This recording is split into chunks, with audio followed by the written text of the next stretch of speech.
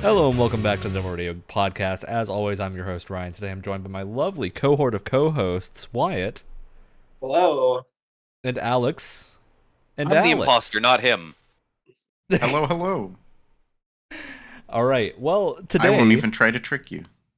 It's our next episode of Games Club. We've got a bunch of games to talk about that we've all been playing, and we chose a theme for this month, just like we did a couple months back. This time, it was the Fallout games. So we played, and we're going to go through these, I think, just in order, because that, to me, makes the most sense. Makes sense to me. So we played Fallout 2 through to 4, including New Vegas, and we got a lot of things to talk about, I think. There's a lot of evolutional changes that happen over the course of these 4 games. Yeah, that's what... Mostly from 2 to 3. Especially what happens when, studios switch. Yeah, studios completely change it multiple times. Like, that's kind of the history of Fallout. Yeah, true. I guess New Vegas is... So yeah, I forget which one of us technically picked Fallout 2. I don't think it functionally matters. We just picked them as a group. So Alex, why don't you give us the rundown of what Fallout 2 is? So, Fallout 2 is a pretty much direct sequel to Fallout 1 that we did not play at all this go-around. General sort of genre of games is very classic old-school ARPG style stuff. You have that isometric sort of... Yeah, isometric perspective. Oh my god. Right. You've got view to where you're going. Everything's on a diagonal. So arrow keys would be useless if you use them. It's very point and click for all of that. Yeah. Well, Oh, Alex no. is having Oh, some no. internet trouble, so we might occasionally cut out, but we got most of that. Oh, no.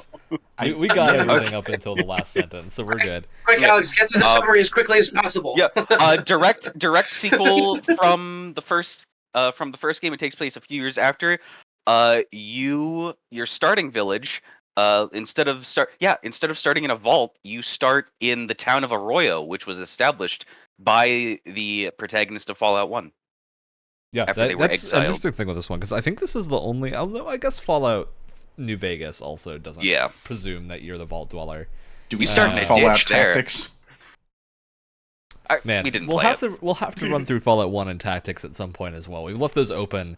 I was gonna pick because I Tactics. think we really wanted to play through an isometric one, and then the 2 eras of Bethesda, and of course New Vegas had to be in the mix. So, yeah. I think running through Fallout 2, because I'm probably the one here who plays the most CRPGs. I don't know if, Alex, you play a lot of them as well. I but- play a handful I of them. definitely am not used to I think the most mainstream or most exposure I've had to CRPGs beforehand was Baldur's Gate 3. Really, Yeah. as far as That's a Yeah, real That's what I'd goes. imagine modernization most of point that for this genre. now is Yeah. this is like in the same genre as Baldur's Gate 3. This is just Yeah. very much like this is what it was like 20 years ago. Yeah, seeing that evolution of just the different things in genre conventions, that's really interesting to me to see how far they've come. Yeah, And so seeing what I things have have to stayed. ask a question here before we talk about, because I think a lot of the conversation about Fallout 2 is going to be about like the evolution of it compared to modern CRPGs and like how the franchise went away from this. And I think like an interesting thing to ask here is how did anyone figure out how to open the first impenetrable door without a guide? Yeah. You got that? No. The impenetrable door in the tutorial dungeon, right? Oh yeah, the second Yeah. door in the game that you run into. Yeah. Be very clear about which door. So, this might be a good spot for me to interject. I don't know what you guys picked, but I picked the one starting class that was I picked a good starting at as well. talking and bad Same. at everything else. Yes, did we all pick the barter woman? I think so. I Anyway, did look at the that- character creator for a while, and then was like, I don't know what's actually good in this game, so I'm just gonna pick one of the starter choices. Yeah, I felt like I wanted that the biggest tutorial party size possible. I area haven't was- figured out how to recruit people yet. I feel like that tutorial area was really difficult, not having any like weapon like. Well, you had to figure out how to skills. equip the weapon that you had at the start. So which yeah, is something I got I- that, but I mean, like everything was just like my character misses, my character misses, my character misses. Yeah. The ant I- deals yeah. my damage. I was never hit by an ant. I was ravaged by scorpions. Yeah. That was Yeah. it kind of triggered that thing in my brain when we were playing Morrowind, and it was like miss, and you know, some people are into that, and that's great. Genuinely. Me, I'm some people. I cannot I hate myself.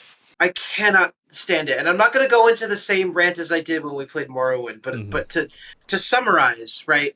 As someone who also played a lot of Pathfinder, especially in high school, I get that dice rolls and things like that can be very exciting, and it does a really good job of kind of translating physical actions to like a tabletop game. I fully think in that context it's great. If you're playing a video game, I have a lot less patience for that kind of thing, personally, because Did any of you guys fail to grab a lever? That didn't happen to me. Like, Oh wait, see, did I that's did I what say I'm the talking mo? about. Did I say the inciting incident for the game? Do we need to know that I at guess all? it's like you have to go out to find something, right? Yeah, your town Arroyo is dying essentially. need the Crops are Gek, drying up. right? There's You a need bunch to of go disease. get You that. need the Gek, the Garden of Eden creation kit. Which Which is also originally- this is mentioned in a couple of the other games too. This is in Fallout 3. It's in a few others. Yeah. And originally, It's pretty it just important in started some out games. as a manual exclusive MacGuffin. They were not planning on using it. It was just supposed to be a part of lore, and then just like, nah, use the MacGuffin. Yeah. I think what's interesting to me along Wyatt's point is that actually, this did feel dated, but to me this did not feel as dated as Morrowind did in a lot of ways. I actually think the general gameplay of this holds up a lot better than I think many early 3D games do, just because it looks good. Like the art style holds up, I would say. The Absolutely. talking portraits are really good. Like whenever there's a character yeah, I that was has gonna a mention portrait, that. they're amazing. Like super detailed, very cool to look at. They might be they're very like Spore in a way of like that era Yes, of video yeah. games. Which is like, this is a much older game than that, so the fact that they hold up so well I think is really cool.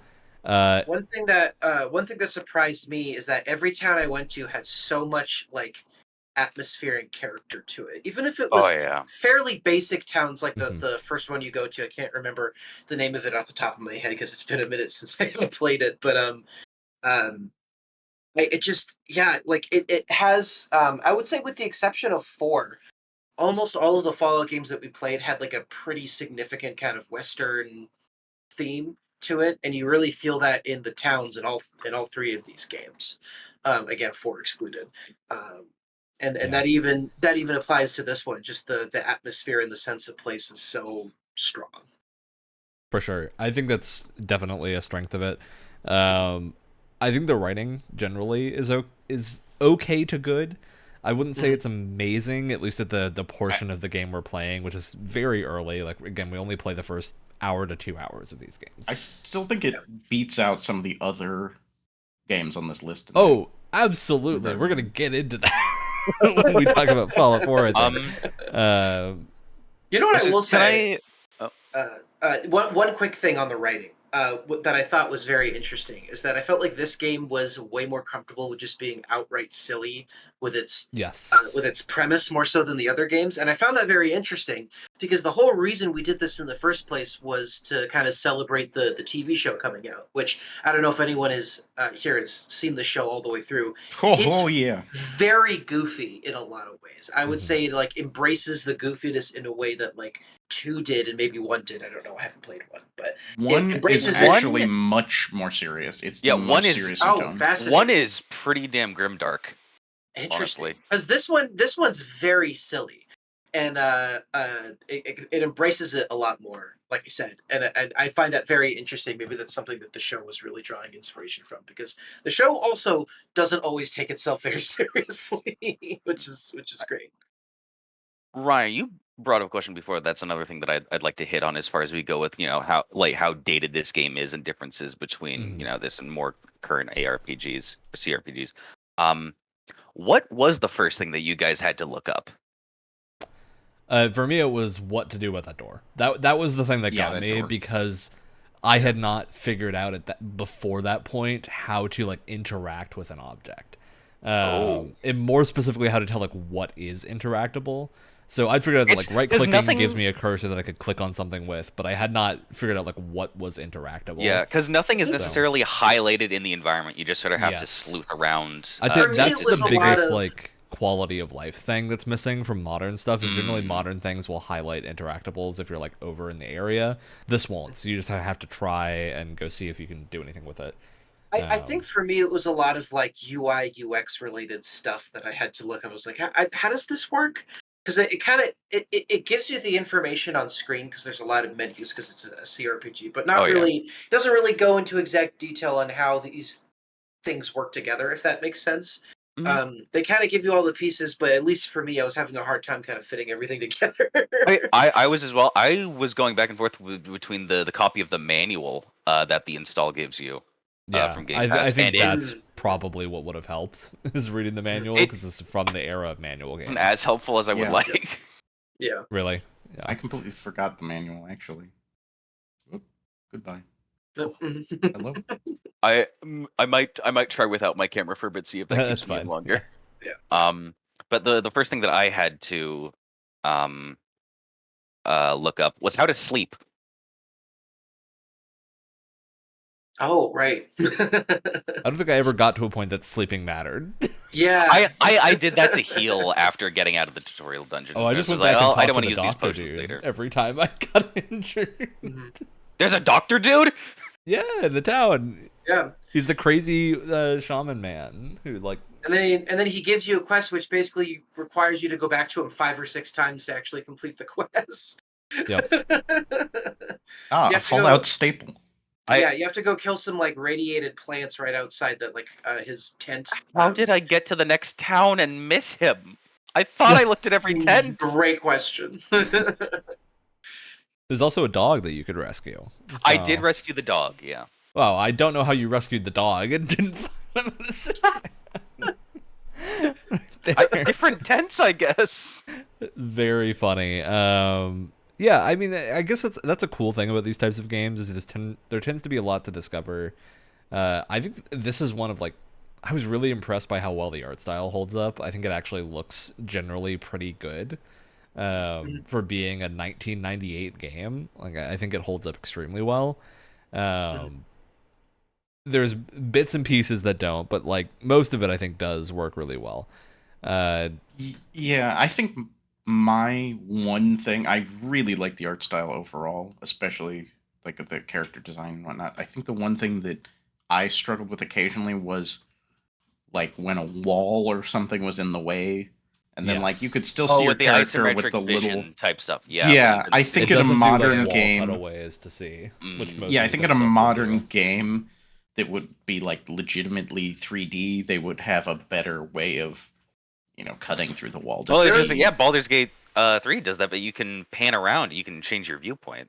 There was actually a moment where I was killed by a rad roach or whatever it was from behind a wall because I couldn't see him, and that was a little frustrating. But didn't happen as much. I feared that might be a common problem, and it didn't end up happening as much as I thought it was going to. Especially because that first area, there's so many there's a lot of corners, walls and corners. Yeah, exactly. Yeah. I would think though, if you were an RPG player in what year did this game? 1998. Yeah, 1998. These would not be things you would be complaining about. You'd just be used to them. Yeah. This is absolutely just a now thing. It also scored an 8.8 when it came out of 10. Yeah, I mean, that's not surprising. I think this would definitely have done extremely well. And it did do extremely well when it came out. So I think it's just for us, we have a lot of modern touchstones like Baldur's Gate 3 that are similar gameplay in a way that I think is a little bit more familiar to most of us. And works a little bit better for our purposes. But yeah, overall, I think I really enjoyed Fallout 2. I don't think I'm going to be itching to finish it anytime soon. Largely just because I think there is more modern CRPGs that are higher on my priority list. Like Wasteland 3, I think is especially a really good, like similar setting CRPG that came out very recently.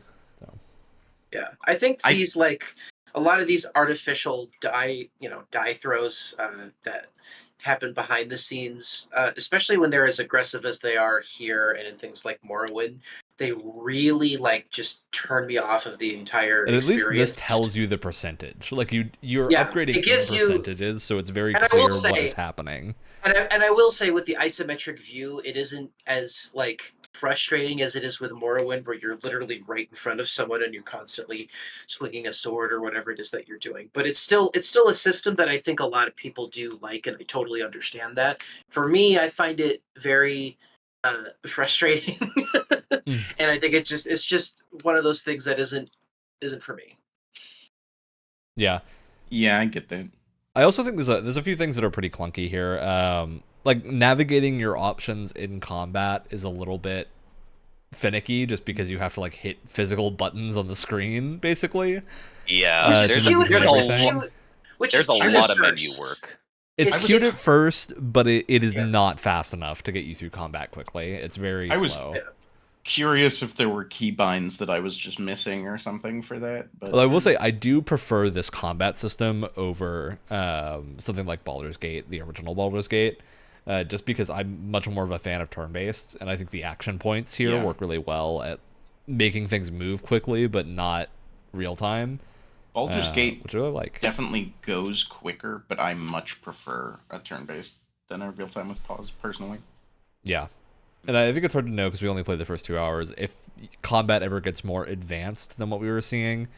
I know you do get a like critical hit system a little bit into it that just isn't accessible in the first like day of game time. That lets you do sort of like a VATS thing. We didn't get to play with that unless anyone got far enough that was available. No. Yeah, so there's some stuff I know that makes it a little bit more in depth, but otherwise I know there's probably no crazy magic powers and stuff like other CRPGs that just bigger guns have those, unless it's like just bigger guns, which might be enough. Maybe a flamer or something would be an interesting thing to have of like an AoE, but didn't get that far, so we don't know. I definitely think that someday I'll return and try to play more of this, but until then, I will just be playing more New Vegas. Yeah, it also handles alt tabbing very poorly, at least on my machine. Oh, I don't know yeah. if that was the same for other people.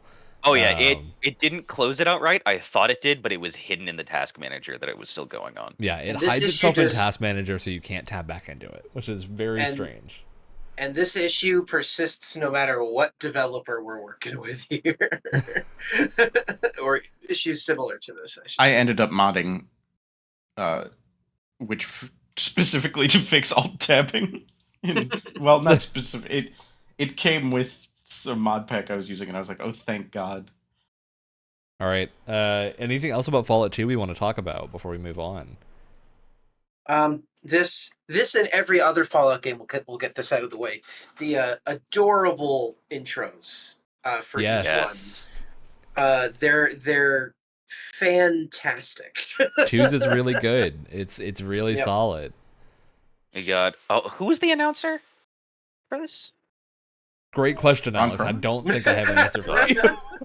But yeah, I always expected Fallout games to do, because most of my experiences with 3 and 4, I always expected I don't want to set the world on fire. But I was pleasantly surprised by Kiss to Build a Dream on. Mm-hmm.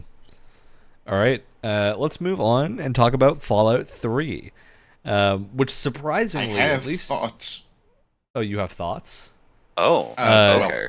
Before we get into you thoughts, can do your intro first. yeah. I was gonna say, at least for me, this was the one I spent the most time in, which is not what I expected. I think it's just because this is the 3D Fallout that I am least familiar with. It's the one that I didn't grow up playing, which was New Vegas. So I would say like every other one that I've finished. 3 I had never finished and never gotten super far in.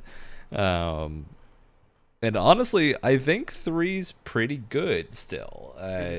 I don't like it as much as New Vegas, or probably even 4, but I think it has a lot more going for it than I kind of assumed it would. There's a weird sentiment that you'll get I think of especially from fans of New Vegas, where it's this thing of like Fallout 3 sucks and is the worst thing ever, and New Vegas is the greatest thing ever made. And it's like almost become this thing of like because New Vegas exists, 3 now sucks, It which was is on just not par with the console war. I feel which like is the intensity of it. which is just not the case. You know, you can have one game, and even if it's better than another, that doesn't make the other game bad. I think 3 is good in its own way, and I think New Vegas is better, but that doesn't make 3 bad. I don't know. It's one of those. It's a sentiment that I don't necessarily agree with. I also think 3 has, to me, I think the strongest intro. Tunnel Snakes rule. Also, the longest intro. It's long, but I actually think this intro works really well. At least playing it once through, I can totally see this would be like it's kind of annoying to replay forever, but that's modded out of the game immediately. So that's on people that can fix it themselves. I also think it's kind of important that this game has the strongest intro because of the gap between Fallout 2 and Fallout 3, and also the evolution of the whole series at this point. Yes. It kind of needs a stronger intro because this is where it all starts again.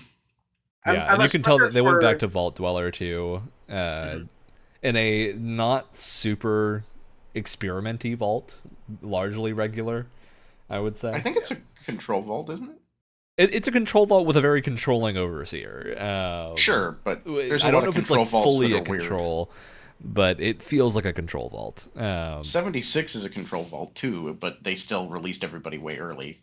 Yeah, which I think works when are in the Fallout 3's people favor. from 76 released? Are they released like in the same timeline of 80 or so years after the bombs dropped, like the case was for I don't think so. the 1 and 2 timeline? 76 is the earliest in the timeline, to my understanding. It's like 30 years after the bombs dropped or something like that. Yeah, it's not long. Speaking of which, in Fallout 3, there's straight up a terminal that references Vault 76 and its location. Is it and everything. at all canonical concerning how 76 is? Yeah, I mean, like it doesn't mention a ton, but it all lines up. Well, it's crazy when you get to oh my god, I played these first 2 so long ago that I can't remember a lot of the details. So excuse me, but there's that one town that you go to where there's a scientist that is literally just talking about the Commonwealth from 4, and I was like, yeah, holy crap, this is crazy. 3 is where a lot of the later ideas came from, or more established. I'm sure they're probably mentioned in 1 and 2 as well. But there is a whole quest that you deal with a synth, like stuff like that. That I think there's there's so much stuff like that too. between the games too. Like considering you deal with the Enclave in 2, and then in New Vegas, if you play that after that, you're wondering what are they doing here. Yeah, I would honestly say that I feel more continuity between Fallout games than I do Elder Scrolls games. Oh, absolutely. Not to say that Elder Scrolls is like bad at having continuity, but I think that in Fallout it's a lot more direct because you're dealing with like realistic settings. So you've got factions that are a little bit more relatable. Then you have the excuse of the Dragon Break in Elder Scrolls games, which muddies up every timeline possible. This may be getting ahead a little bit, but the Fallout games are basically split up into game set on the West Coast and game set on the East Coast. And Bethesda has made all the East Coast games. 1, 2, and New Vegas are set on the West Coast, and the show is set on the West Coast. Oh, that's neat. And so especially the 2 Bethesda developed games, 3 and 4, they connect up quite a bit with their I guess their continuity of East Coast lore. Yeah. Especially the Brotherhood of Steel. Yeah, absolutely. I really like. There's a thing that Fallout 3 does, I think, a little bit better than 4 and maybe New Vegas. I don't think New Vegas really tries to do this very much, which is fine. Which is having locations that are present but completely inaccessible for no reason known to you that you will come back to later. This is a thing I actually really like. It's sort of an element of Chekhov's almost gun like set level pieces. design. Yeah, it's sort of like what people mention when they're talking about a Metroidvania, right? Where you have those locked areas that you don't know when you're going to go back, but when you Well- do, it's really cool. Like the Citadel is a great example in Fallout 3. Mm-hmm. The only instance I know of that for New Vegas is pretty much right at the start, where you can see New Vegas from the town, but Yeah, New Vegas is a Cazadores. lot more open, But which is part of its Cazadores. design. Yeah. I So- so I have a thing to follow up on here about Mhm. I guess the world design and moving around it in 3. This playthrough I didn't mind it as much, but it bugged me the first couple times I played through Fallout 3. I really didn't particularly enjoy, especially in the early game, how much you have to wander around the metro subways. It Become a mole felt man. Yeah, especially in the very early game after you get out of the vault. To me, the first couple times I tried to play it, this was the first time I finished it. I had tried a Oh. couple times before and did not really, I kind of bounced off of it. I liked it a lot more this time, and I got further, and I liked that better. Right. I can go Yeah, into that more, I like but the sort of mole man vibes. I think do like them. it adds I to the just- game. I wish I they think were it's a little nature of like shorter or Fallout fewer. 3's open world is very dull. Like there's not as much stuff. It's further apart. And I think it feels more like a wasteland than the other games, which like I don't think there's a better thing. Like I don't think this is necessarily better than 3 or New Vegas, but I think it gets the feeling across more. And I was worried about that going in because normally that's not a thing that I like. Like usually I want my open world to be dense. Like we all have talked about Starfield before. We know Starfield's problem of like all the points of interest are too far away and there's just less to do. And Loading screens instead of actual travel. I think Fallout 3 being a designed map helped get away from that problem, even though it is still like relatively far apart, because it kind of feels like a significant milestone whenever you reach something new. Like finding a fast travel point in Fallout 3 is something that matters. Like it actually feels like you've opened up a new area of the map because there's less of them. And they're what usually I- a lot more connected. And what I love too is because I had a somewhat of a similar experience to Alex, where like it wasn't really the tunnels that did it for me, but just the endless decaying city. You go from like section to section, and I'm like, I am so bored of this area. Please God, anything new. So you know what I Yeah. did? I went in the exact opposite direction. I kind of went back to the start, and I went in the exact opposite direction, where it's more like open-ended desert Yeah. and I like do. highways. And I was like, I like this so much better. And I ran into this crazy quest that was, I was in kind of like a dull moment in the game. In this one quest that I came across, it's the God, I can't remember anyone's names or any Is quest the names. one where you have to go Yeah, there's a lot find of- people in the in the oh my tunnel God, to save a village on top of the highway? yes. Yeah, that one's fun. I'm like looking That one is looking really back good. at my notes. I was in like a bit of a dull period, and I was ready to just put the game down, and then that quest like reactivated my brain, and I was like, I'm back in. I'm pretty much right there with you, and I think that may have been part of my problem that I bounced off so hard, is that I like the first couple main quests are good, and then it gets when you start getting into like the go into the city, fight off super mutant after super mutant after super mutant thing. Yeah, I think I found that a little monotonous. I did too. Especially considering the combat in this game. I ended up, after playing this a bit like normal again, I ended up modding it to have a little bit more modern combat. It still felt pretty similar, but Yeah, the biggest thing for me, like still in the Fallout New Vegas versus 3 war, is not being able to look down sights.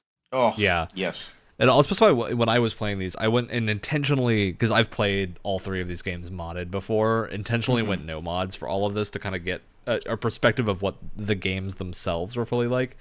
And I think that Fallout 3's combat is definitely the weakest point.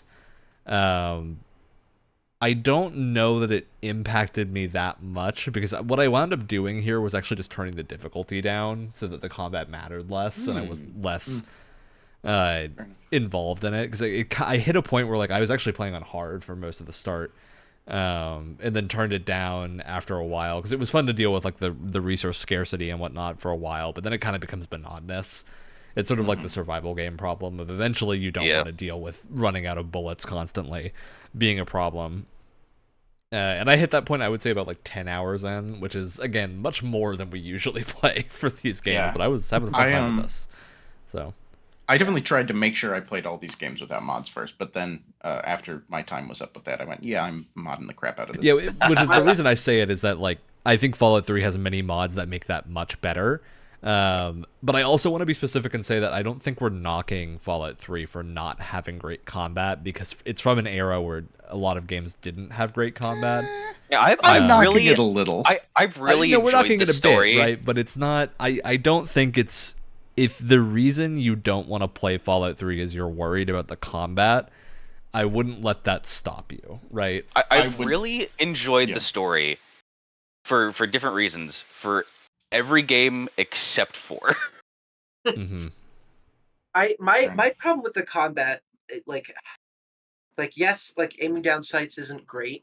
I got over that about halfway through my playthrough, which I think I played about 10 hours, 15 hours, something like that. And I was like, okay, it just is what it is. I played plenty of games where you can't aim down sights, whatever, right? I just kind of got over it. My big thing was geometry and how much that gets in the way of two things specifically. Aiming, when ammo in a game like this can be somewhat precious, especially depending on the weapon, like shots will just land into geometry that you didn't even think was there, and it's very annoying. And I was terrified to use any kind of explosive weapon whatsoever because they would always blow up in my face because there'd be some stupid piece of geometry sticking out. Best thing to do with explosives, sell them.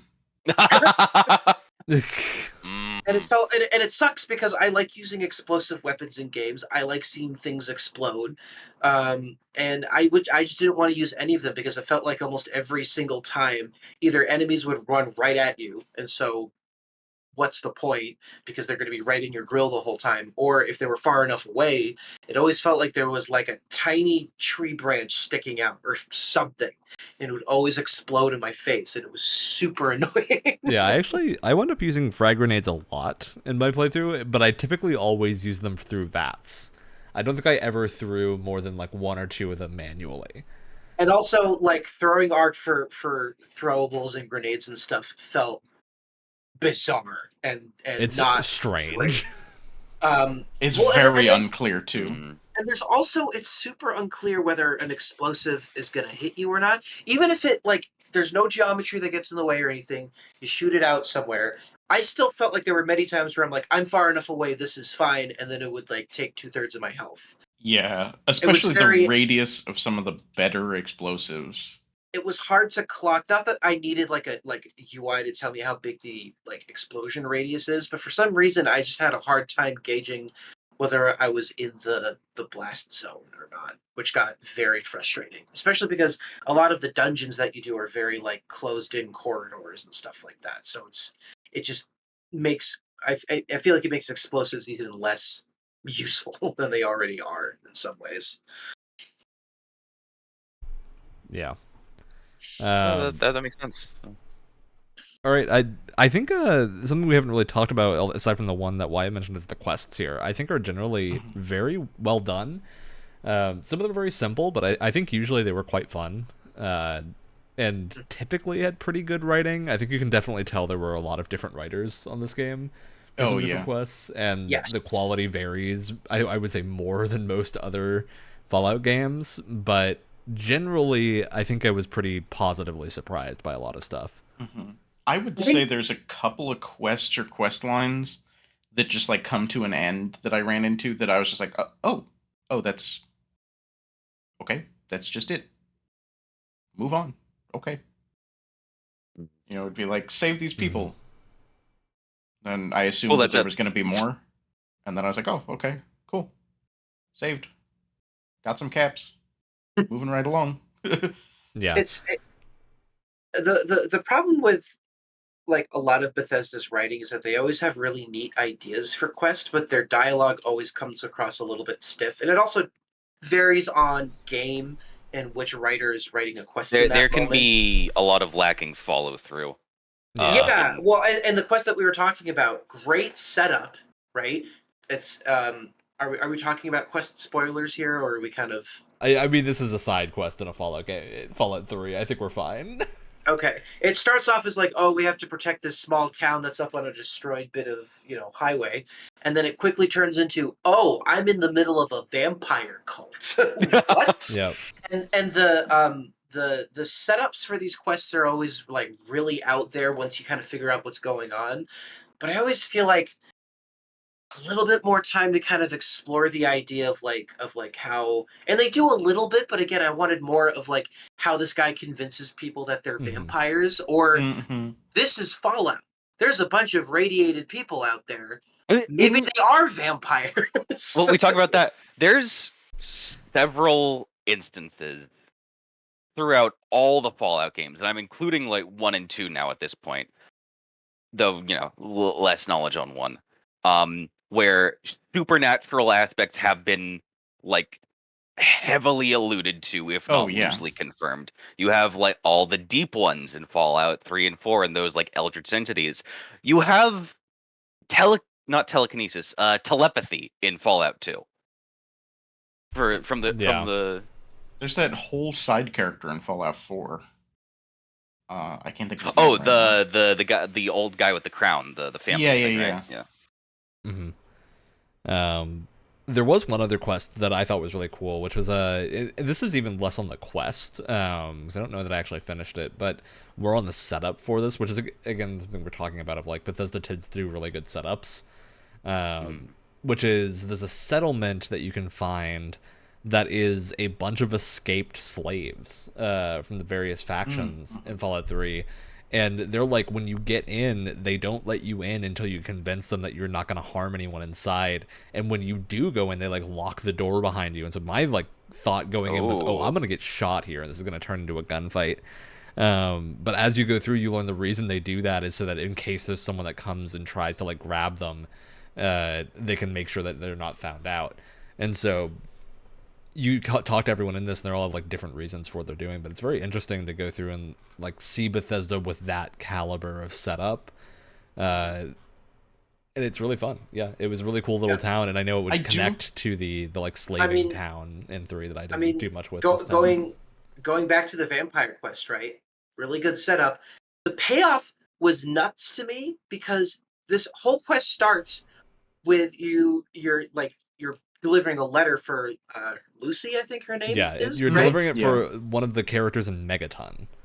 Which is like the first town. Thank you. And so it's like, oh, I wanted you to send this letter to my family, and then that brings you to the town, and then her parents are missing, her brother's missing, so on and so forth. Parents are dead. But then you end this crazy quest. There's no option to talk to Lucy about the fact that her parents are dead or her brother thinks he's a vampire. There's no option to go talk to her and fill her in on any of those details. Because I went back before the vampire part, but in the search for them, and she did have dialogue. When I went back, she had dialogue about, like, you can tell her parents are dead, and she's like, well, my brother might still be alive. Can you try to find him? So I wonder if it's just, like, conditioned weirdly, right? Like, yeah, I had the same thing. I had the same thing as you did, Wyatt, where I went back afterwards, and she didn't have anything to say. And then, like, I think I tried to talk to her a couple of times, and, like, finally I got her to have some, like, line that was, like, super in passing, where she was just like, oh, yeah, thanks for handling that, or something. And then, like, I went back to the town, and they mentioned, like, if you go back to the town and talk to the brother, he'll mention talking to Lucy, but Lucy doesn't really mention talking to him. It's like, I wonder if it's a thing of, like, you have to go talk to her in between the quest steps or That's something. insane. Which Why is would weird. you do that? That's wild. Why would you do that? That it's that specific. So but yeah, cool quest otherwise. I do think that some of the quests, like we were talking about, wrap up very quickly. Either, like, there's not really I guess I already talked about this a little bit, but I'm thinking about it more. Like, the hook is really good, and then it either, like, ends, or it's just not quite as impactful as you want it to be. Now, don't this is kind of nitpicky because like I honestly quite enjoyed most of the side quests that I played in this game, but specifically, the one you were talking about with the escaped slaves. Yeah. I thought I was gonna have to do like all this to like prove to them I was worth trusting, and then they were kind of just like, "Oh, can you do this one thing for us? We'll give you the keys and trust you." And then you come back and they trust you more. Oh yeah. And so, like, I get that they're kind of just expecting the main character to be heroic. Whoop. So, basically, the game expecting you to do the heroic thing in this case. And, like, that's fine, because I'm playing a heroic character, but some of the other games provide a little bit more nuance than this one does. Yeah, for sure. Main story in this one is a little weird, I would say. I think it's actually got a pretty good setup. Again, I think we've been mentioning a lot, and it's interesting that your goal here is to like do a humanitarian thing for the wasteland, which I actually find a really interesting setup for it, because it's essentially you're trying to build like water salvaging tech and like water purification stuff. It's probably the most important thing in any of the Fallout games I can think of. Yeah, like it's an incredibly important thing that the game treats as pretty minor for a lot of it. Yeah, a lot of it's kind of like, oh, it's that thing your dad cares about so much. Yeah, it's just a really interesting main story, because I actually think it works pretty well when it's firing on all cylinders. Like, there's a cool mission midway through where you're taken into basically like Fallout era VR, which is a fun mission that you have to like figure out what's going on. Oh yeah, in a like fake town where everyone's in sleeping pods, and figure out how to get out. Oh yeah. And all that. That's a cool one. You do one. something kind of messed up there too, depending on how you play that. Both options are messed up. One of them is maybe a little bit less evil, but you know. I feel okay did the with good doing ending, some and I evil felt stuff really bad about it. With certain characters in there. Yeah, which is maybe a good thing. A little bit more nuanced than a lot of the Fallout, and I would say in general Bethesda writing. So yeah, I really liked that part. I think in general the rest of it was not as strong. It's also very short. This definitely is like short. Yes. One of the shorter main stories. Can we talk spoilers for the ending, or do we want to keep that? I'll say we can. This is your warning right now. If you don't want Fallout 3 ending spoilers, spoiler warning. Get out. It probably won't affect your enjoyment here. There's tons of other stuff to play in the game. And then there's also DLC that ruins it. Or well, unquote. I'm talking about how the DLC saves this. Oh yeah. Yeah. Have you did we all finish the game? I actually never got to the end of the story. Okay. Whoops. No, well, I mean, it's not like it was a requirement. But at the end of the game, there's like this chamber filled with radiation, and you essentially have just gotten this companion that is a super mutant who you have seen walk through and withstand radiation no problem. And so at the end of the game, it's like you can go in, you can refuse to go in, or you can send your companion in. And and in the original ending of the game, before all DLC, which we I believe played with all the DLC because that's the version that's on Game Pass. Mm-hmm. If you tried to send your companion in, he would be like, "No, it's destiny. You have to do it." Wait, they did fix that in the DLC? I thought the that DLC, it was you still went in and died from the radiation, but then you were quote unquote revived. Basically, but the DLC lets him do it. But then the ending narration judges you for it. Why? It doesn't harm him at all. That's the thing. It's like, you sent in a true hero while you stayed back, or something like that. Oh my god. I was like, what? It's literally go in there and press a button. I can't send the guy who's a radiation resistant in there to send the button. Press the button. Anyway, overall. Yeah, in the original, I would not deprive you of your destiny. Yeah. But I love that they changed it, but they still judge you for it somehow. It's like if you didn't want heroically sacrifice yourself. I literally don't know why they didn't just write it so like before then Fox has to go off and do some fighting with the Brotherhood of Steel elsewhere or something. Like, if they didn't want that option to come up, why is he in the room with you? Yeah, that's consistently a problem in a lot of games. It reminds me of Starfield judging you horribly in one of the quest Oh, lines. yeah. If you decide to use one of the outcomes where it's like you can either use the Acelles, which is like a natural predator of a thing, or you can make a possibly dangerous microbe that could infect everybody. Yeah. And then everyone judges you for doing the animal solution instead of the microbe. There's that. There's a bunch of the stuff where it's like, oh, like your companions are supposed to have like different moral values, and then they're all the same, really. Yeah, which to be With fair, the- Fallout 3 for most of it does not have companions. Yeah. You kind of have to like, go dog meat. really out of your. It's basically just the story, right? At the end. Yeah. I don't know of possible companions other than Fox and Dogmeat. I think At there least I is did some, not but I find don't one know if them. there is. There are missions where like characters are with you, going around. Another quest I wanted to mention that I thought was really cool, and this is like a very classic like Seven Samurai setup of like small town teaching everyone how to fight. There's a town you can find that's like basically a bunch of people who thought they were gonna make a better life for themselves, but wound up being harassed constantly by super mutants. And you have to basically just go through the Is whole that training Big arc. Town or whatever it is? Yeah, it's something like yeah. that. I was thinking about that one Um, earlier.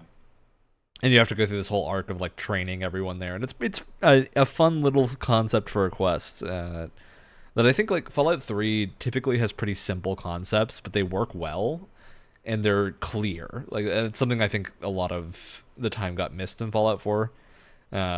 Is having like a clear and concise thing going on. All right.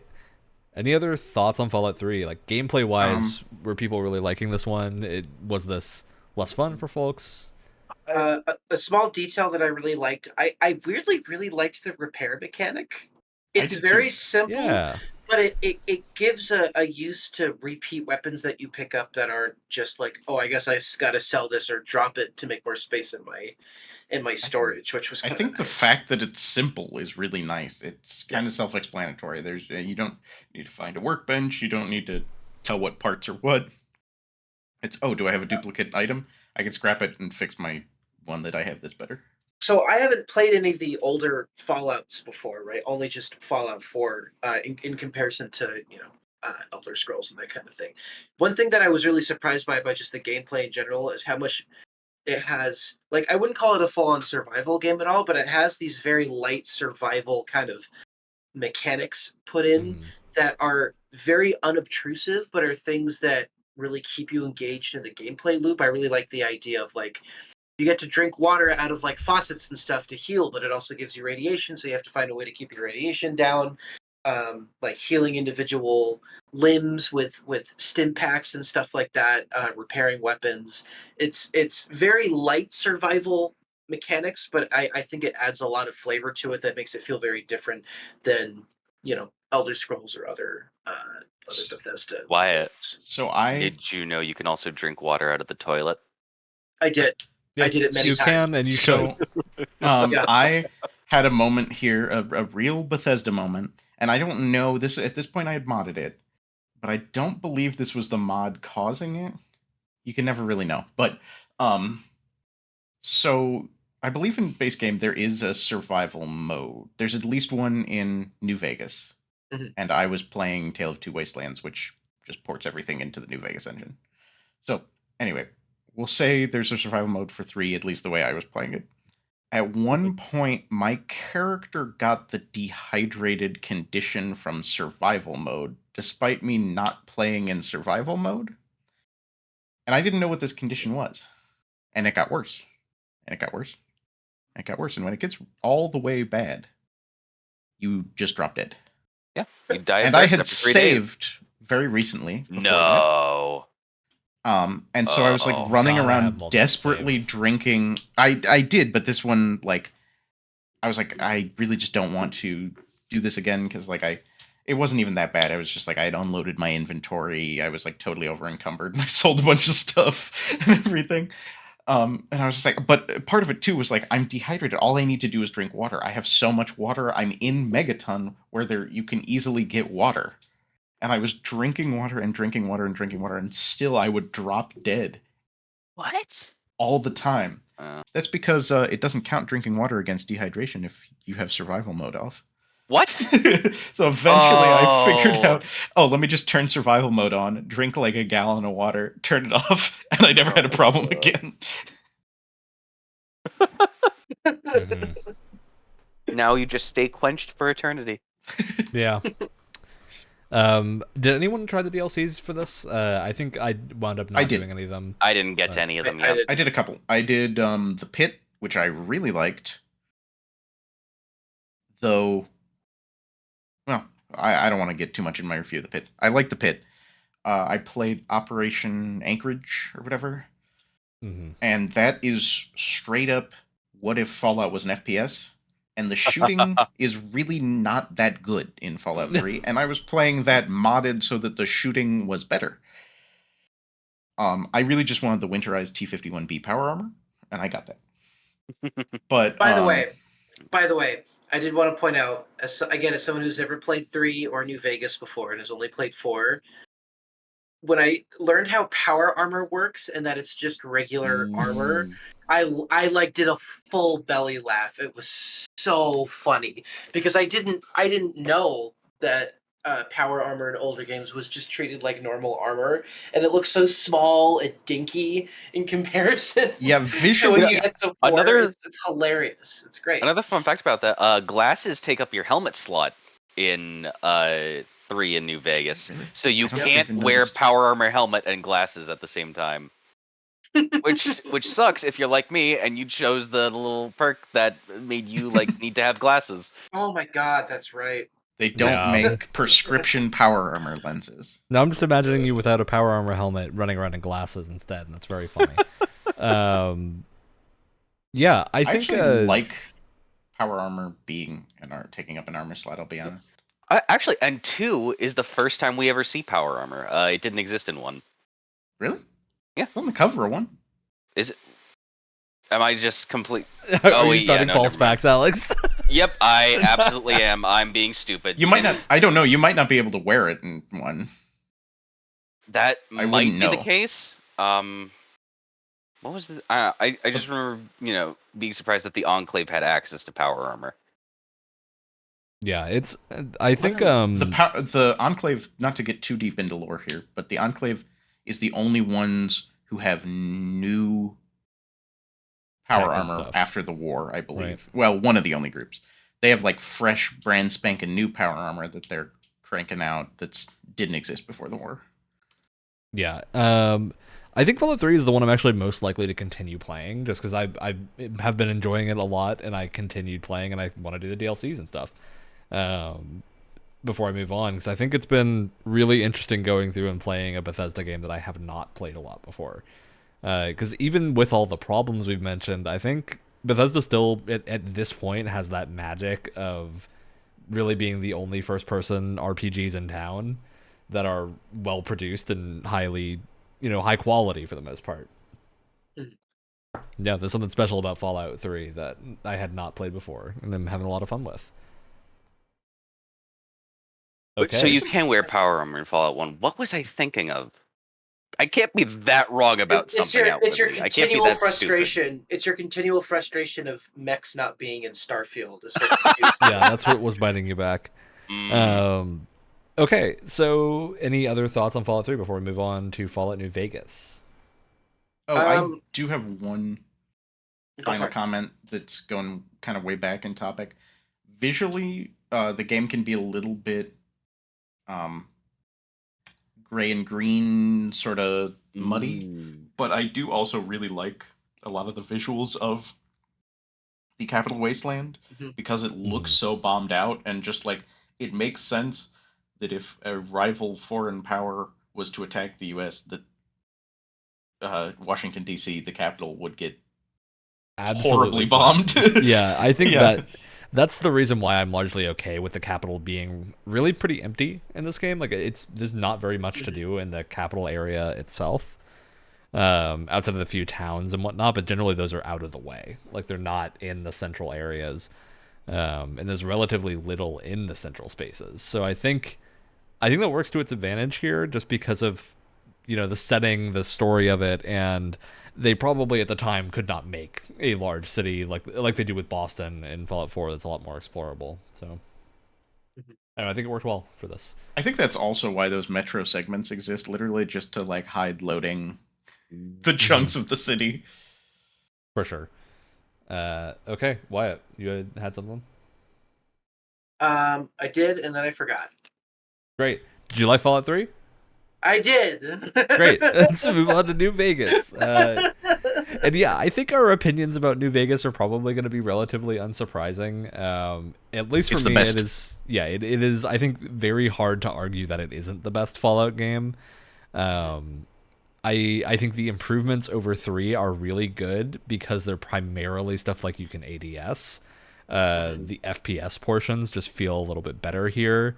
Things like ammo crafting are really nice. They also made better use of like skill checks, I think, as well. I don't think Obsidian really likes their skill checks, and that's like for people that aren't super familiar with the history of Fallout 2, which we talked about first, was made by Black Isle and published by Interplay back in 1998, and then 3 and 4 are made by Bethesda of Elder Scrolls, Fallout, and Starfield fame.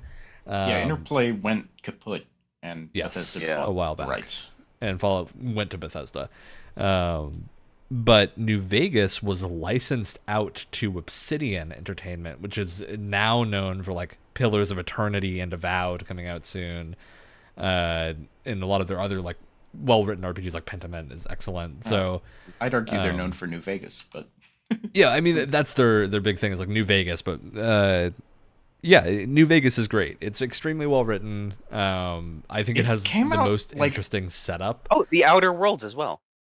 I'd have to look up the date, but didn't New Vegas come out like 18 months after? Yeah, New Vegas had a really tight or something turnaround time, which is famously the cause of most of the issues. So New Vegas had a lot of bugs when it came out.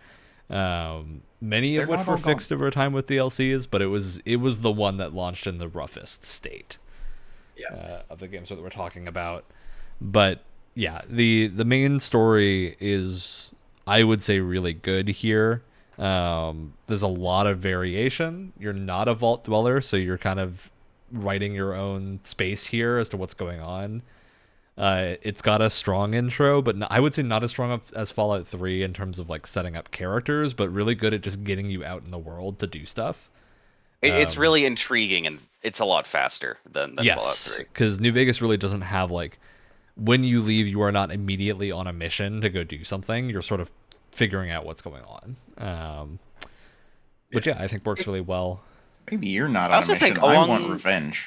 You're on a mission to revenge, but you gotta figure out where to go, right? Like it's more open at the immediate. Along with that, with the general writing, I think as far as Fallout, without excluding the little paranormal tidbits with side quests and things like that, and things with the occult, I think that there is generally a lot more room in Obsidian's writing with New Vegas for twists and turns in plot than there is with Fallout 3. Fallout 3 is still like a good general plot, but it's much more straightforward, I feel like, in their approach to a lot of things. Yeah, Fallout 3 is also telling a very specific story about a specific character for the most part. New Vegas is sort of, there's a lot of ways to finish New Vegas, and they're a lot more varied than Fallout 3. Not to knock Fallout 3, like I'm still having a very good time with it, but New Vegas has a lot of options. And its ending. Yeah, you could probably like fill out a political compass with the endings of New Vegas. Mm-hmm. Yeah, I was really because again, both of these games are new to me, and I think the biggest sign of like, okay, we're going to be getting a lot more of the RPG in this RPG is that first big, not story quest, but the Ghost Town, what's it called? Ghost Town showdown that happens right at Good Springs.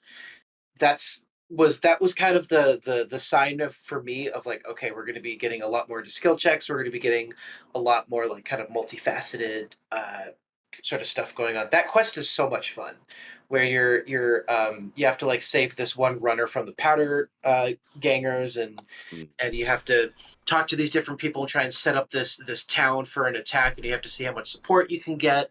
And I feel like it does a really good job of setting up everything that you're going to be doing for the rest of the game. It's got like a little slice of everything, right? It's got a variety of different skill checks.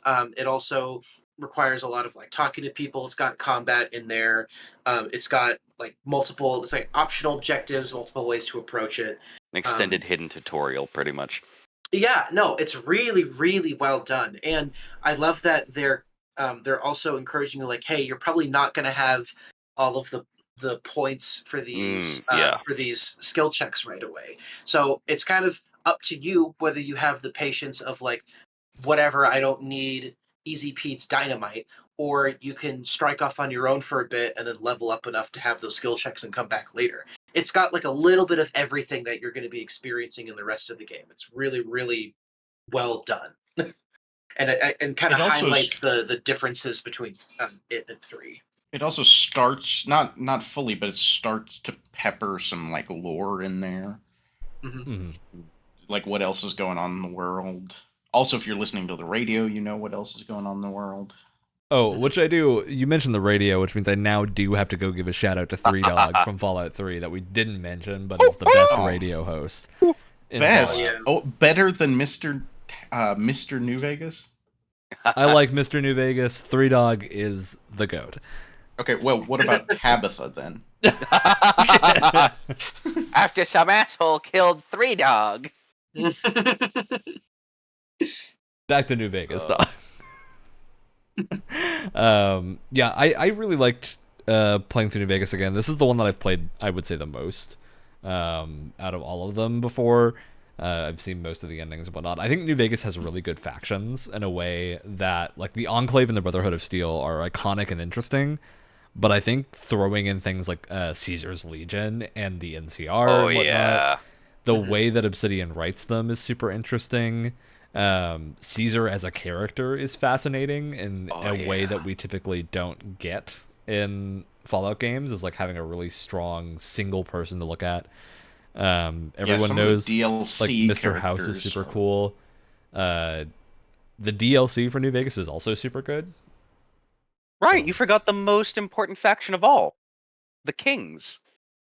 I mean, there's like a lot of things to do. They get you the New best Vegas. Companion. Which has companions too, compared to 3. So, and the who are very opinionated with varied moral compasses. Yeah. I think this is really just a game that shows the strength of Obsidian's writing, as well as the strength of making a game really replayable. This is definitely, I think, the one that people talk most about replaying. And assuming I finish 3, I'm probably going to move on to New Vegas and then do like a full franchise playthrough at that point. New Vegas just works really well. It is one that I would recommend patching, though, because there are a lot of small problems that will happen in the game. Yeah, did anyone get the? I couldn't tell if this was a gameplay thing or a bug thing. I kept getting weird like white spots all over the screen. Did anyone run into those? It was very strange. I think that's meant to be you're like stepping in water or dirt or something. I thought it was like some sort of. I wasn't sure if it was a visual bug or some sort of botched VFX thing, but it was very annoying. Yeah. There is a super cool mod for anyone that hasn't heard of it that came out a while back for both 3 and New Vegas, but it runs off of New Vegas, called A Tale of Two Wastelands, which smashes both 3 and New Vegas together. And essentially starts with you playing through 3, and then your character from 3 is the courier that gets shot at the start of New Vegas, and then you can go in between the wastelands. Way. It is super cool. It is the way that I would recommend playing 3 in New Vegas if you're looking to start them recently. How I played through 3. I just got to the point where I think I'm ready to transfer to New Vegas, so what I played with New Vegas was separate. But I played specifically with the Begin Again Tale of Two Wastelands mod pack, and I recommend that for both veteran and new players, because it's basically just Tale of Two Wastelands and a bunch of quality of life improvements. It does not touch story, really, which is what I like. Leave that alone. But I really liked it. Definitely my recommended way to play through these. Which was not the way that I played them this time, but probably is what I'm going to do if I continue my 3 playthrough and just rerun what I've already played. And that, because I think it does make the game feel dramatically better to play. It does. But yeah. So running through New Vegas, did people have a good time playing through this either for the first time or again? I don't know if everyone here has played it before. Yeah, like I said, a million times, haven't played it before. I as much as I'd wanted to, this was a good excuse for me to play through New Vegas for the first time. I have played it before. I didn't quite finish it, but this would be my third real started playthrough probably. Yeah, and definitely one I would recommend finishing. New Vegas is a great series of different endings you can pick from compared to a lot of the other ones. If it tells you which ending I'm aiming for, I have a bunch of miniatures of the NCR sitting on my desk right next to me. Nice. All right. Any other thoughts on New Vegas before we move to 4? I have a weird thing to bring up that is a difference between 3 and New Vegas, and really a difference between New Vegas and all of the other games.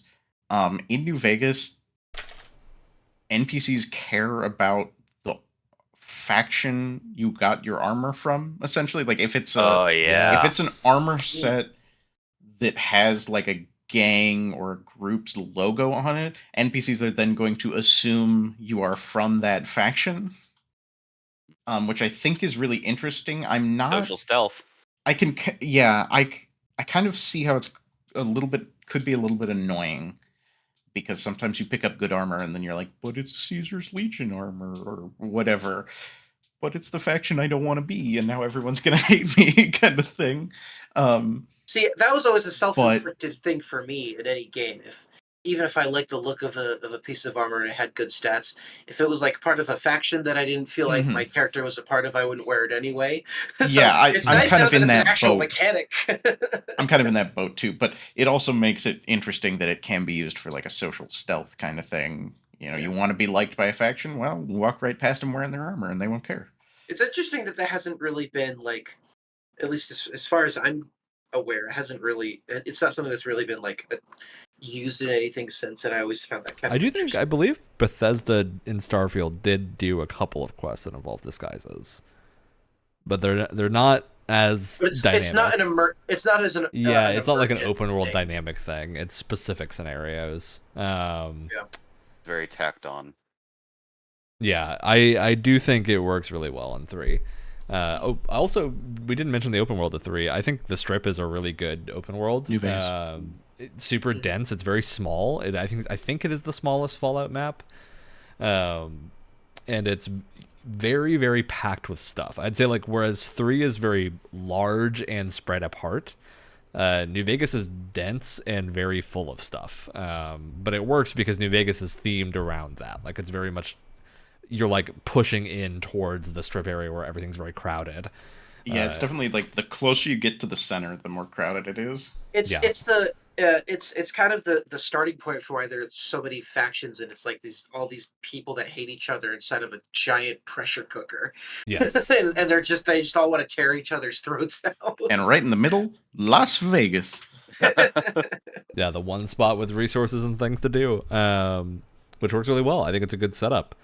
And it leads to some really cool stuff. So leans into the Western theme, I think, the most out of any for sure Fallout game. It is so much fun. I mean, even again, that starting town, you got the little swinging saloon sign. That's just, you're woken up by the old doctor of the town. Yeah, it's great. It's great. Oh, and then the aesthetic for your special points in New Vegas is so fun too, with the little with the test. Oh, that's good. All right. Are we ready to move on to Fallout 4? Oh, boy. All right. We have to. Let's talk about Fallout 4. So Fallout 4 is the newest one. This is the most recent game. It has, it has a few DLCs, actually. It's got Far Harbor and Nuka World.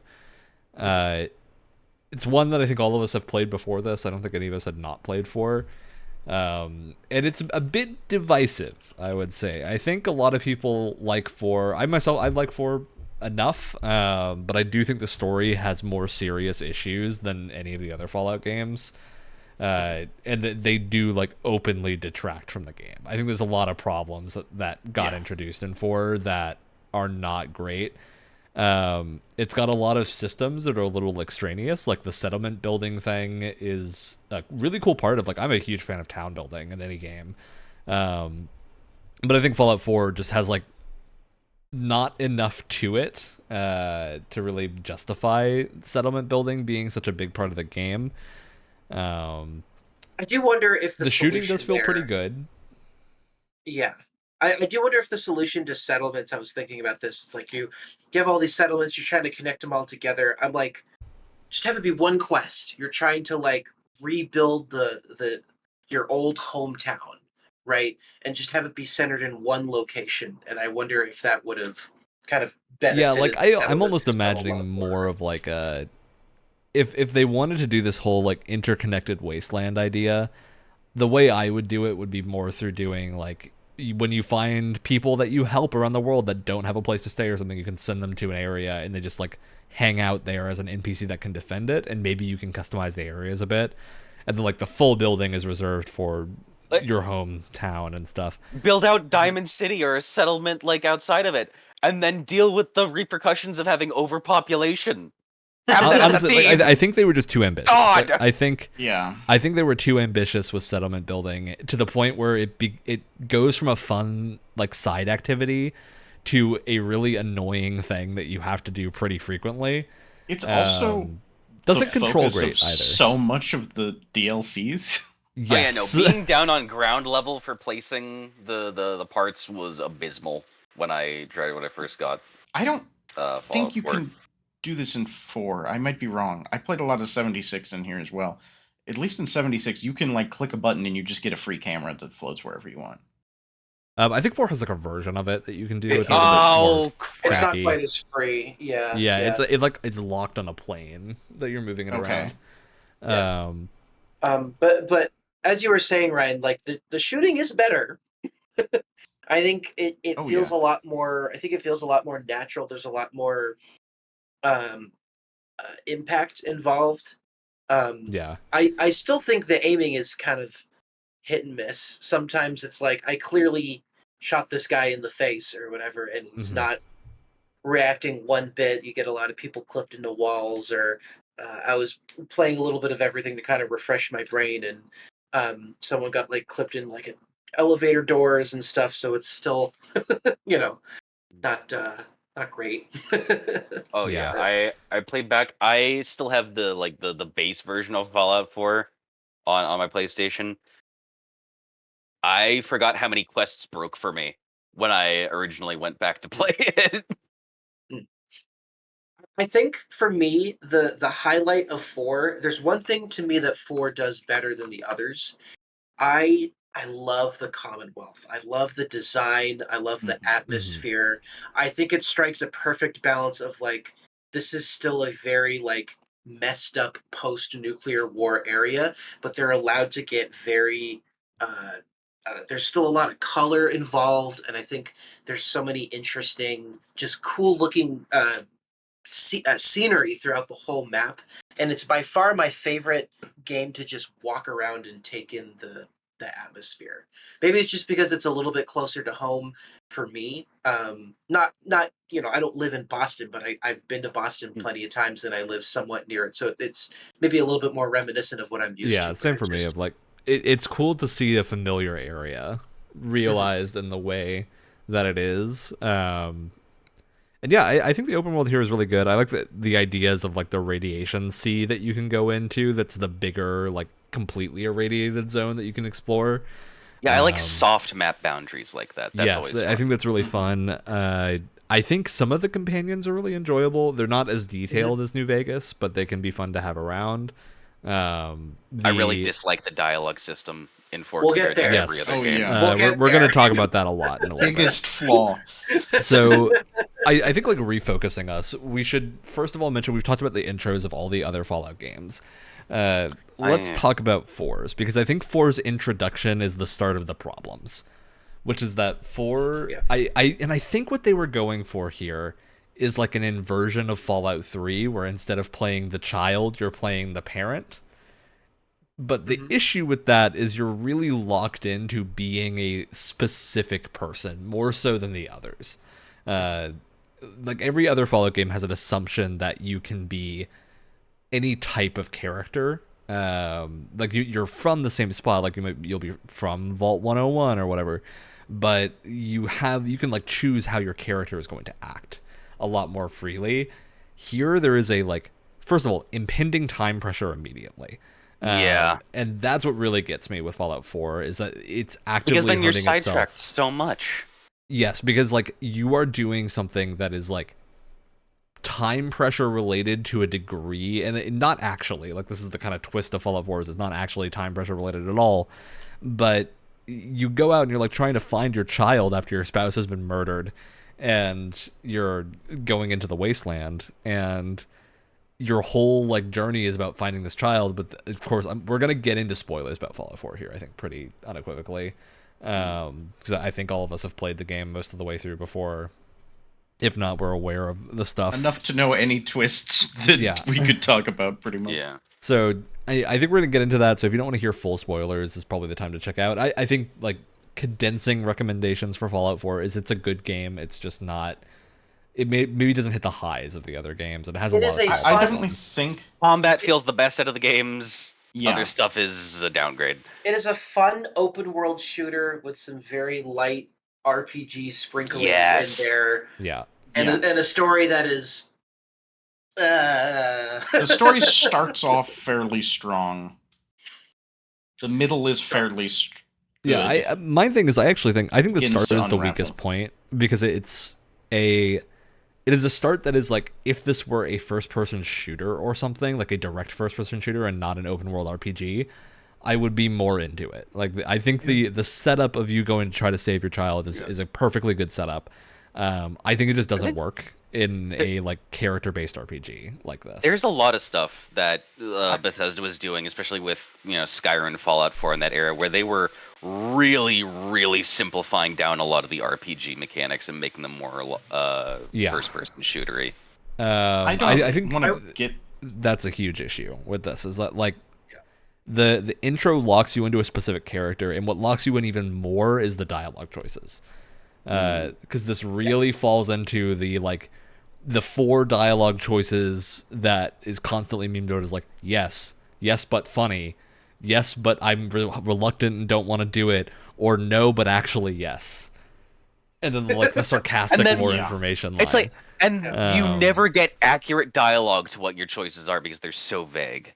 Yeah, they leave it down to also like voice. Maybe 5 words. Yes. Voice protagonists, which I think it has been a divisive thing. I think after having played Starfield, I am much more a fan of not having a voice protagonist. I think it gives you so many more options. Because it also especially allows you to have in mods and whatnot written dialogue that does not feel cheap, right? Because it's not voice acting, which is of course that's not Bethesda's onus to do. Like it's not on them to make that feel good. But I do think it is a thing they need to think about when they're like designing these games. The amount of dialogue they have to record and stuff, and it's just like you can't. I think with the voice dialogue does not allow them to be as creative as they need to be in these scenarios. I really think the biggest. I'll go for it. I was just, and this is kind of just reiterating what Ryan said. The biggest flaw is you can never fully project yourself or whatever character you have in mind onto the main character in this game, where you could do so more in the other games. Like, think even, and I don't, like, the Republicans in the podcast are going to leave listening. But like, if you what a great you wanted to play a character who is gay, and like you can romance companions and play as sort of like a gay character through the game. No matter what the intro is, you are in a heterosexual You're a nuclear family and have a child, which like, isn't that radical. And I don't think for most players that's going to matter. It doesn't matter for me at all. but it's just like a good example of like it's just one example of something you can't now come up with for your own character. And even though the gameplay later will support it, you can't like project yourself onto this character fully. I also think it has a like, because I think the counterpoint people often bring up to what I just said about having a voice protagonist being a problem here is Cyberpunk. And first of all, Cyberpunk has a lot more dialogue and they handle it better than this, so I think Cyberpunk is a very exceptional circumstance. But V is a specific character. Like, you, even when you're playing V, you have a limited amount of adjustability to what you're doing. Like, you're always responding to situations within the mindset of being a cyberpunk character, whereas in Fallout, Geralt. yeah, I mean, Geralt is a specific character, right? Like, he is literally one person. But they go all the way with it. That's the difference. Yeah. Is that they don't have one foot in one camp and one foot in the other camp. And that's like really a big part of the problem here. Is that they kind of like dipped their toes into that style of RPG, and it really didn't work. Like, I think it's really, Bethesda's strengths do not lie with, I'm going to create like a very specific character. They're much more about freedom and player choice and whatnot. So. They're good at facilitating players to create their own characters. It's partially why they have really good setups and then their payoffs aren't quite as strong, because they're kind of relying on players to kind of make that an interesting payoff, right? Yeah. They're not so good at having they're really good at building the sandbox. Exactly. They're not really so good at like having a clear cut like point A, point B, point C. It's more we're going to give you the tools to do whatever the heck you want. They're two completely different skill sets. You know what this is? This is the George Lucas problem. He's a fantastic world builder, but he can't write. Yeah, I think Fallout 4 is really that, right? Like, it's got great world building. I'd even say a lot of the writing is good. A lot of the character writing is really well done. It just comes into like, they tried to do a story that is more reliant on a specific character, and because of how the story works, it doesn't work. Like, you can do a bunch of different pathways. You can join up with the Minutemen or the Railroad or the Institute, but for some reason they decided to make it so that you have to pick one of them, and then you'll anger the other two no matter what you do at the end, which is insane. The whole like, oh, go ahead. Wonder if this, and there's probably some articles out there that may give me a little more insight. I just haven't looked into it. I kind of wonder if some of the writing and development on this was a bit rushed, because I feel like sort of the middle third of this game is where it's best and where it's like meatiest, where you can interact with every faction. Did you guys care at all about Sean by the time you met him? Again, I mean, I cared. Like, I didn't. Yes, so I only cared because of Kellogg. I actually think Kellogg is one of the stronger characters in this game. Who's like the person that you think stole your child, basically. And I think the reason that Kellogg works as a character is because he's kind of mysterious most of the time, and then by the time you figure out what actually happened, there's a really interesting like sequence where you're like delving into his memories, basically. And I feel like a big problem is that like, brain dance. We get the brain dance.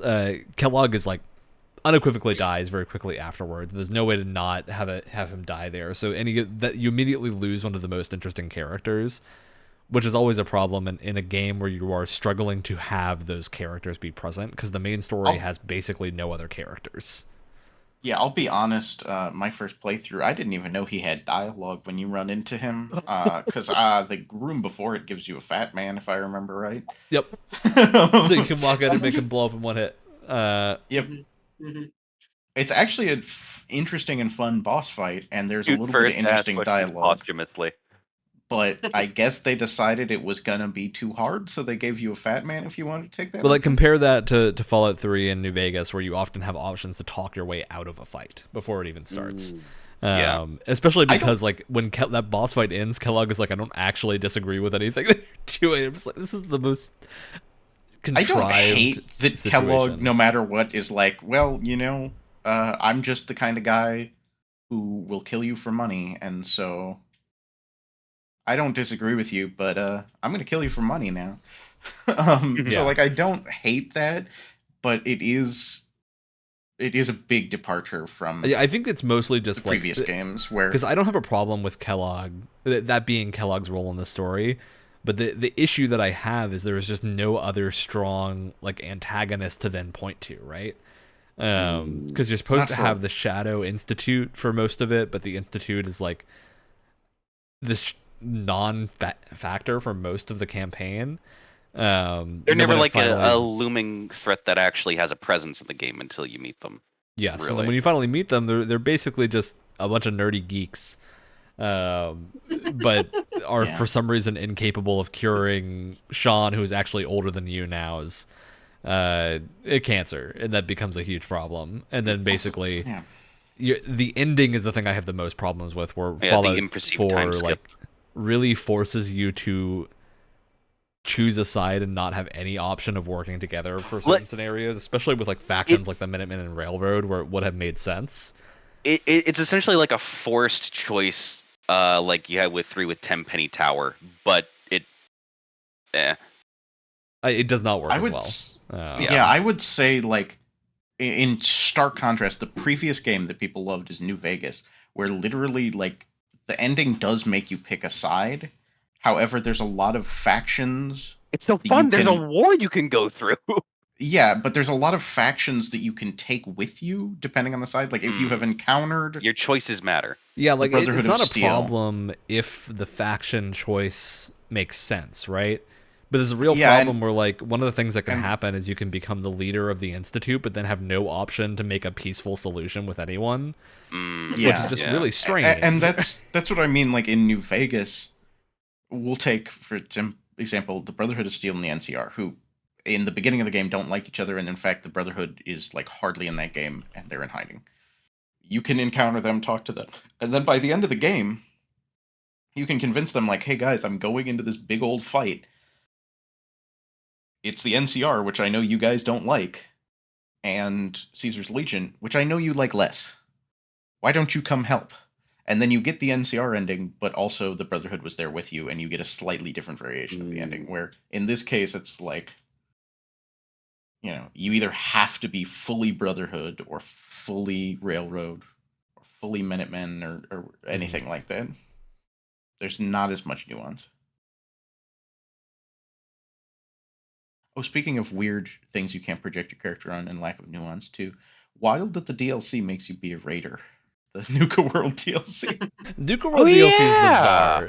That's one of these ones where it has like a really specific thing it wants you to do. I don't necessarily need to get into discussion of that. Just wild.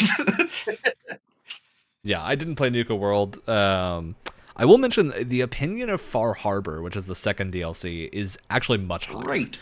Far Harbor, from everyone I've heard, is very good. I have not played it. I didn't play it for this. And I'm hopefully going to have time to go into it at some point, because I have heard repeatedly that it's some of the best Fallout that there is in Far Harbor. So it's like an immediate tone shift from the rest of 4, and really good. The whole like map is it's always like covered in fog. It's way moody, and it's really good. But that being said, even with all of those problems, I think 4 is generally pretty enjoyable to play through. It's fun, more so than the other games, to just play the game. A lot of the side quests are still really good. Power armor, super cool. Yeah, that's definitely its strength. I feel like one thing we haven't talked about yet is part of the reason that I keep coming back to it is the loot can be so much fun. A lot of that is because you have not that you couldn't mod weapons in the older games. The crafting, I feel like, is way expanded on, and I feel like it gives a lot more purpose to just the junk that you pick up, which I always skipped in which I skipped in the other 2 games. And I really appreciate how there's so many different armor slots, right? And I wish they had gone further with it, but I love the idea of like you have a very basic set of clothes on, and then you're kind of attaching armor pieces to wherever you want. And it's pretty restrictive, and I know you can mod it to make it a lot less restrictive, but it's a great idea, and I wish it was something that they can expand on in the future, because it's so much fun to have individual leg pieces and arm pieces, chest, head, and have a whole separate thing underneath all of that. It's really, really addicting to kind of put all these pieces into place. Did you by chance play the Automaton DLC or Automatron? Well, I can't remember what it's called. But a little bit of it. That is a ton of fun because you get a robot, but you can even just do it to Codsworth, which is really funny in my opinion. You get a robot workbench and can just mod the hell out of the robots too. So you can like give Codsworth like a sentry bot loadout and stuff. That's fantastic. Ton of fun there if you like the crafting and modding kind of weapon modding kind of thing. You can do that with all the robots too. And again with like the I feel like the loot is really, really exciting. I think the gunplay is a lot better than before, and again you mix it with, I think, some of their best environment art ever. I love Diamond City as just they took Fenway Park and they scooped it out and turned it into a whole town. Into a whole little town. That's so interesting. It's such a good use of place. And it's those three kind of gameplay pillars for me, where it's like narrative shaky at best, but I really just enjoy playing this one and existing in this particular setting. I would definitely say that this game is, if you're recommending Fallout as a franchise to a new player, especially someone who may not have played games that much, Fallout 4 is probably the easiest option to get into. Also, just in terms of like accessibility too, in terms of like it's on a bunch of consoles and it runs without crashing constantly and everything. Well, that's something that's been kind of disappointing that I've seen. I've seen a fair amount of memes where like, oh, there's a bunch of new people who are interested in Fallout because of the TV show, and the first game that they play is Fallout 4, and then it's a bunch of people who really like 3 in New Vegas, and they're kind of like angry about it or whatever. It's like, no, this is a great game. It's still a good game. It's maybe not the best in the series, but like you said, I think it's a great starting point for a lot of people, because I still think there's a lot of side quests that, again, good setup, maybe not the best payoff in the world, but they're wacky, they're out there, they're kind of weird sometimes, which is kind of fun, and I think it kind of eases them into some of the older. Because I think if you just handed someone New Vegas or 3 without even playing even other like Bethesda games before, especially because of how they've aged, it can be a little bit rough to kind of get into. But if you can get them into the world a little bit more with 4, then I think going back to 3 in New Vegas, I think is going to be a much smoother experience for those people. I think I'm being so tough on 4 because we're comparing it to 2, 3 in New Vegas that were just discussed. And if I'm just basing this on just 4 alone, it's still a great game and I really enjoy playing it. But when it comes to comparing it to the previous games, there's a lot that falls short in order for other aspects of the game to be expanded on. It's actually it's interesting because I feel like it's kind of similar to Starfield in the sense that both are good games on their own, but both are missing a key pillar of a Bethesda game, right? In Starfield's case, a lot of the exploration and a lot of the sandbox, I think, was changed or removed entirely because of how they decided to structure their planets and how spread out everything is. And with 4, it's really how restrictive, especially the main quest could be. And those are 2 really important pillars to Bethesda games that have been really like stripped down. And so it's why you see, I feel like it's why you see a lot of pushback on these 2 games in particular, because again, one of those Bethesda pillars just isn't there. Yeah, I definitely agree with all that. I think Fallout 4 is an easy recommendation if you want to just play a Fallout game that has competent like shooting mechanics, because most of the others don't. And the only other one is Fallout 76, which is kind of a different experience on its own. Really, Fallout 4 is a little 76 is a little different. Yeah, but I mean, like, you're not playing it for the other Fallouts. I'll defend that game, but that could be a whole own episode. So it should be at some point. we got to drill into that. Oh, I will mention though, since we're on the topic, the new map expansion for Fallout 76 just came out, and it's awesome.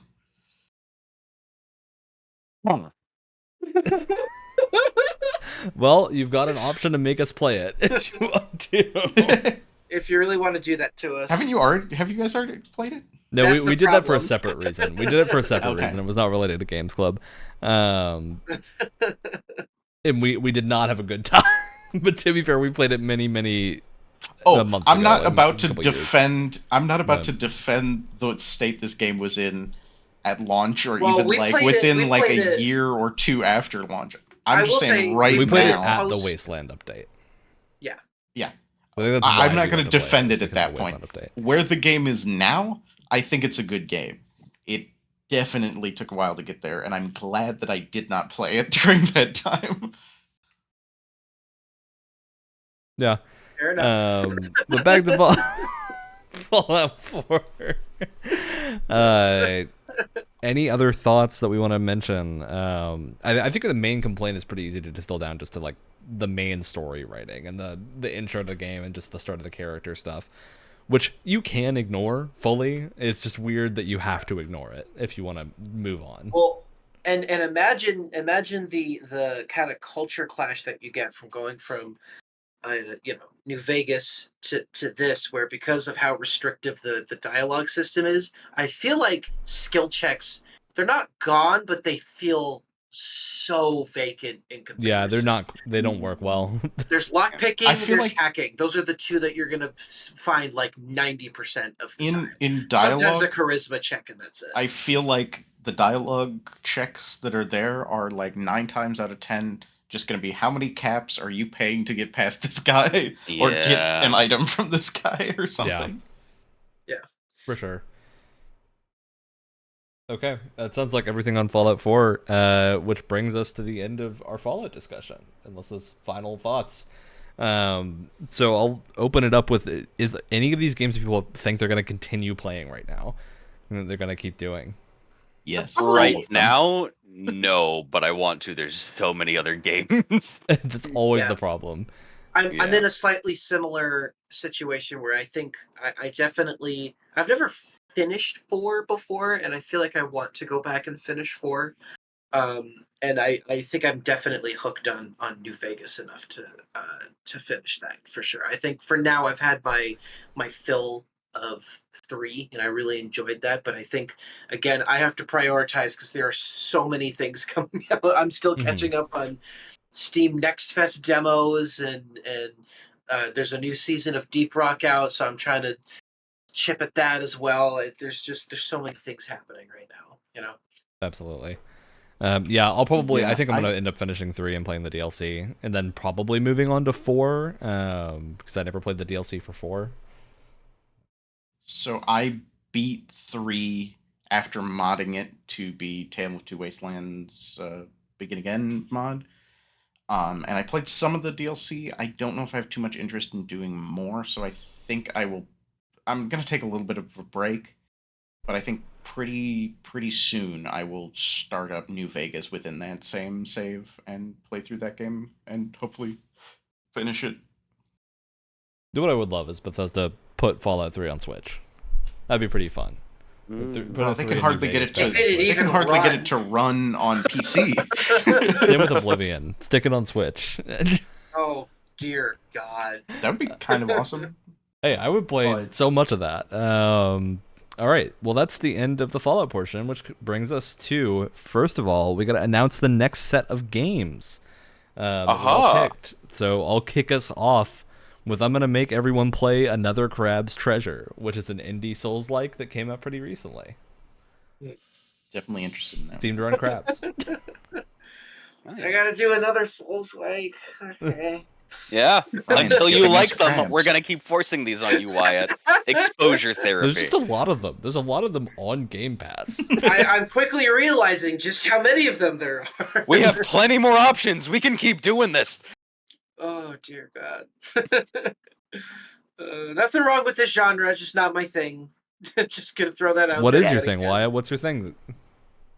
What's my thing? Yeah. What's my thing? Well, see, I can't really. I can't really defend this pick other than I'm fascinated by the context of this game. Is so real quick. I picked Immortals of Avium. Let's just rip the Band-Aid off. Okay, here's why. Flesh I'm came off with the Band-Aid. fascinated. Yeah, pretty much. I'm very fascinated by the context of this game. First of all, I think a FPS magic thing could be kind of interesting, and it feels like it kind of has the like single player bombast of like a Call of Duty campaign. I don't know, kind of an interesting combination.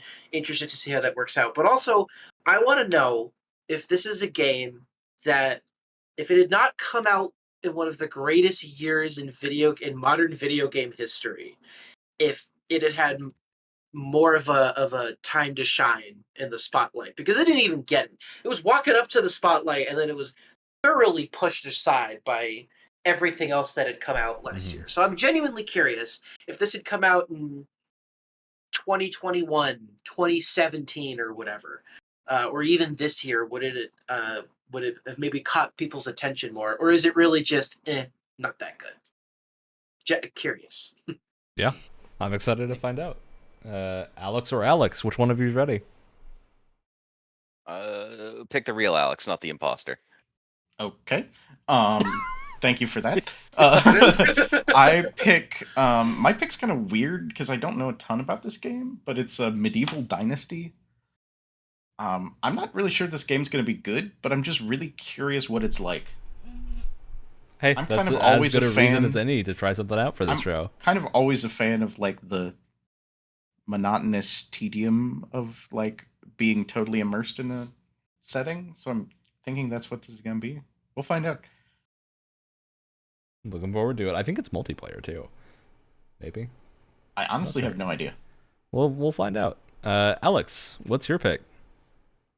I have a hankering for something. And the new Professor Layton game is still not been announced for when it's coming out. So we're going back to the classics again, baby, with point and click stuff. It's Grim Fandango Remastered. I'm actually very excited for this one. Yeah. I've heard I Grim have played it Fandango is before. excellent. And I'm ready to do it again. Ah. Yeah, I have never played it, so I'm very excited. All right, well, that's our Game Pass picks, which means now it's time to close out the show with shout-outs. Anyone got one ready to go? I got one. As I said, I've been trying to catch up on Steam Next Fest demos, and one that I was most excited for was Dungeons of Hinterberg. And now that I've played a lot of the demo, I love it. I want more. Sweet I- points are gonna be mine. I want more, and I want it in my hands right now. I'm very, very excited. It's a genius combination of like a laid back 3D Zelda with like Persona style kind of social systems, and I'm all here for it. I love the art style.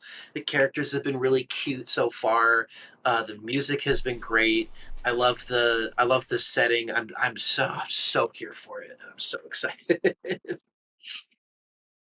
All right. Well, I can go next. I've got sitting here. It's a two-part shout-out because one of them is just a cute little desk object I have, which is this neat little thing I picked up in Japan, which is a little Pokemon-themed pen stand. Get the Pokemon back on it because it's not glued together at all, and it does fall apart if I move it too fast. It's like a little Sprigatito Oh, that's cute. pen stand. It's very cute and functional. But the second part, which is the actual game that I wanted to shout out, and I think Wyatt, you're gonna in particular enjoy this. I found a copy of Lord of the Rings War in the North Oh wow! for the PS3. How? And I am very excited to try this. For those who don't know, this is a delisted now, very hard to find Lord of the Rings game that is like set concurrently with the War of the Ring, where you play a bunch of like people running up into the north to try to help or something, and it's like a cool co-op action RPG thing. So I've always wanted to play it. God damn it. I'm excited to give it a try. All right, Alex and I'll- Alex. I'll shout out. I'm actually going to combine two because nobody said no.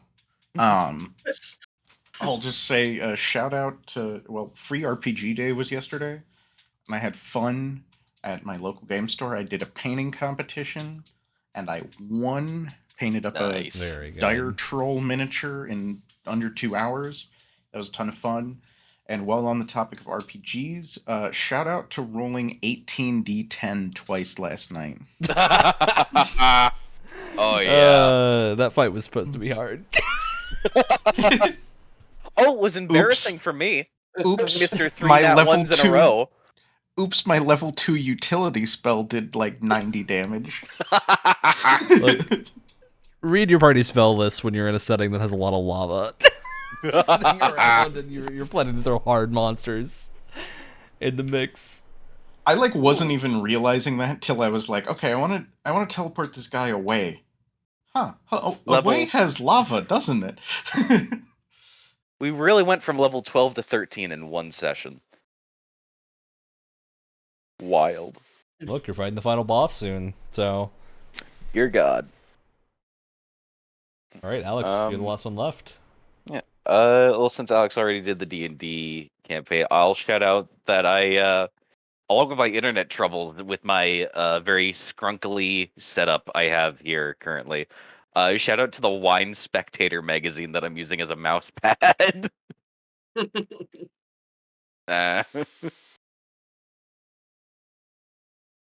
All right. Well, on that note, that's the end of our show.